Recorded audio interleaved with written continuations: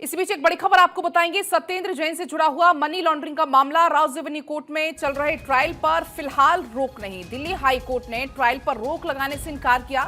Delhi high court ने सत्येंद्र जैन की याचिका पर ईडी को भेजा नोटिस। मामले की अगली सुनवाई अब 10 दिसंबर को होगी। तो ये बड़ी जानकारी है सत्येंद्र जैन से जुड़ा हुआ मनी लॉन्ड्रिंग का ये पूरा मामला। और अब आपको बताएं कि राजधानी कोर्ट में चल रहे ट्रायल पर फिलहाल कोई रोक नहीं होगी। दिल्ली हाई कोर्ट ने ट्रायल पर रोक लगाने से इनकार कर दिया है। दिल्ली हाई कोर्ट ने सत्येंद्र जैन की याचिका पर ईडी को एक नोटिस भेजा और अब मामले में अगली सुनवाई होगी 10 दिसंबर को। आपको याद होगा कि हाल ही में सत्येंद्र जैन तिहाड़ जेल से बाहर आ गए हैं।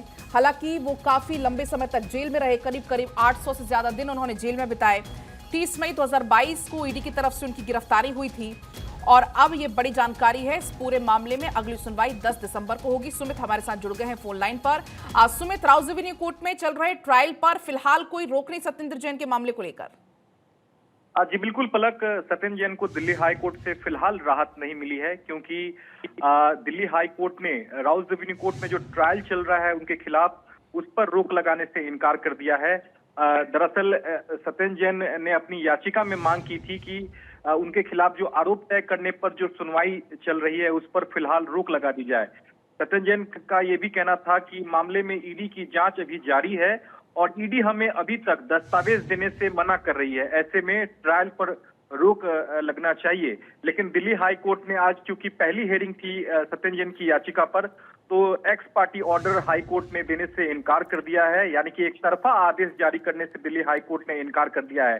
हालांकि सत्येंद्र जैन की याचिका पर दिल्ली हाई कोर्ट ने ईडी को नोटिस जारी कर जवाब मांगा है और इस मामले की जो अगली सुनवाई है वो 10 दिसंबर को होगी। 10 दिसंबर से पहले तक ईडी को इस मामले में जवाब देना होगा, क्योंकि सत्येंद्र जैन ने जो आरोप लगाया है उनका ये कहना है कि ईडी की अभी भी जांच जारी है इस मामले में और ईडी हमें अभी भी कई दस्तावेज नहीं दे रही है, जिसके चलते हम जो आरोप तय करने पे जो बहस हो रही है उस पर हम अपनी दलील जो है ठीक ढंग से नहीं रख पा रहे हैं।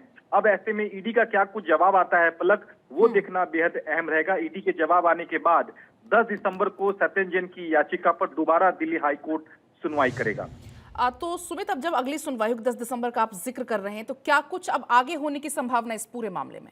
देखिए पलक, आज जो नोटिस जारी किया है, जवाब तलब किया है दिल्ली हाई कोर्ट ने ईडी से, तो ईडी को जवाब देना होगा, क्योंकि जो सत्येंद्र जैन अपनी याचिका में आरोप लगा रहे हैं कि उन्हें जरूरी दस्तावेज जो है वो मामले से जरूरी दस्तावेज ईडी ने सत्येंद्र जैन को नहीं दिए हैं, जिसके चलते आरोप तय करने पे जो बहस हो रही है राजधानी कोर्ट में, उसमें सत्येंद्र जैन के जो वकील हैं वो अपना पक्ष सही तरीके से नहीं रख पा रहे हैं। तो ऐसे में जो आरोप है सत्येंद्र जैन का, उस पर ईडी का क्या कुछ पक्ष आता है दिल्ली हाई कोर्ट में, वो ईडी अपने जवाब में कहेगी कि क्या जो भी दस्तावेज जो ईडी ने दिए हैं या नहीं दिए हैं। ये जो आरोप है उस आरोप का जो जवाब है वो ईडी अपने जवाब में दिल्ली हाई कोर्ट में रखेगी और जिस पर 10 दिसंबर को दिल्ली हाई कोर्ट सुनवाई करेगा। तो निश्चित तौर पर पलक, ईडी का क्या कुछ जवाब आता है यह देखना बेहद अहम रहेगा। बिल्कुल, बहुत शुक्रिया आपका सुमित तमाम जानकारी के लिए।